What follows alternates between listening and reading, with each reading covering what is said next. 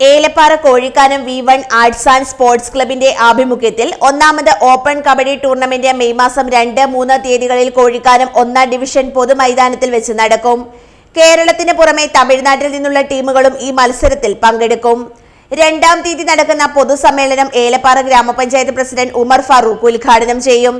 ജില്ലാ പഞ്ചായത്ത് അംഗം മിനി സാബു മുഖ്യാതിഥിയായി പങ്കെടുക്കുന്ന യോഗത്തിൽ ഗ്രാമപഞ്ചായത്ത് അംഗം ആന്റപ്പൻ ജേക്കബ് ലോഗോ പ്രകാശനം നിർവഹിക്കും.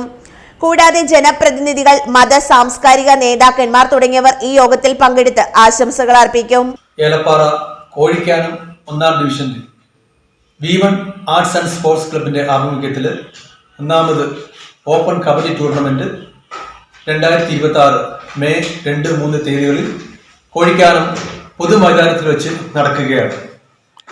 കോഴിക്കാനം ചരിത്രത്തിൽ ആദ്യമായാണ് ഇങ്ങനെ ഒരു കബഡി ടൂർണമെന്റ് ഇവിടെ സംഘടിപ്പിക്കുന്നത്. ഈ ടൂർണമെന്റിന്റെ ഉദ്ഘാടനം 2ാം തീയതി രാവിലെ 9 മണിക്ക് ഏലപ്പാറ ഗ്രാമപഞ്ചായത്ത് പ്രസിഡന്റ് ശ്രീ ഉമർ ഫാറൂഖ് ഉദ്ഘാടനം ചെയ്യും. Ward member Shri Antappan Jacob ഇതിന്റെ ലോഗോ പ്രകാശനവും, ജില്ലാ പഞ്ചായത്ത് അംഗം ശ്രീമതി മിനി സാബു മുഖ്യാതിഥിയുമായി പങ്കെടുക്കും. കൂടാതെ ജനപ്രതിനിധികൾ, വിവിധ മതരാഷ്ട്രീയ നേതാക്കൾ, സാംസ്കാരിക നേതാക്കൾ തുടങ്ങിയ എല്ലാവരും തന്നെ ഈ ഉദ്ഘാടന യോഗത്തിൽ പങ്കെടുക്കുന്നുണ്ട്. 3ാം തീയതി നടക്കുന്ന സമാപന സമ്മേളനം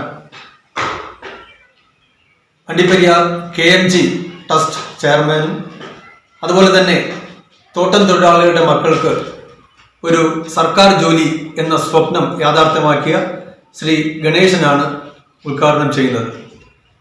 ഈ സമാപന സമ്മേളനത്തിൽ മുഖ്യ അതിഥിയായി പ്രശസ്ത സാമൂഹിക പ്രവർത്തകൻ ശ്രീ ഗിന്നസ് മാടസ്വാമിയും പങ്കെടുക്കുകയാണ്.